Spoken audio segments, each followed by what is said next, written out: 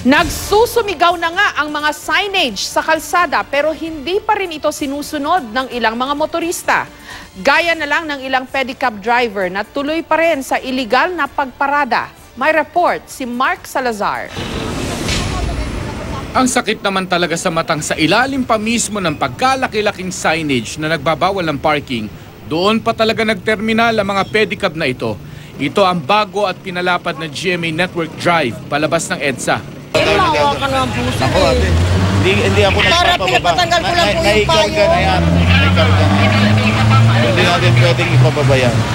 Pero ang operator ng mga pedicab na ito, mas maangas pa sa otoridad. Ba't talaga ang puso mo, sir? Para ka rin hindi tao, sir.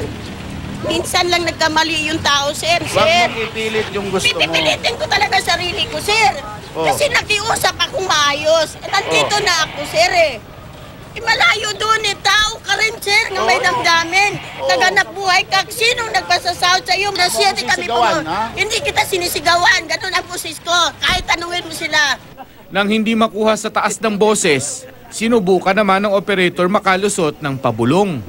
Kuha ka na ng pulis. Magbibigay ka ng Hindi pera nga, sa sir. akin. Wala nang bibigay. Ha? Mag-ano lang ako sa inyo. Ano kala mo sa akin? Mukhang Hindi pera? kita may ang pera, sir. Pag Ano sabi mo? babayaran ng Ano sabi mo? Mag-aabot ka na lang, uli di ba? naman life. 3 pedicab niya ang nahila, pero at least hindi siya pinapulis ng MMDA. Hindi malang marunong mag-iusap. Nag-iusap na akong maayos sa inyo. Mga tricycle at motor naman sa Sagada Street sa Quezon City pa rin ang dahilan ng masikip na traffic sa lugar. At mga dambuhalang truck naman sa roadside ang pasaway sa biyak na bato. Tinikitan lang sila pero nananatiling nakabalandra. Mark Salazar, GMA News.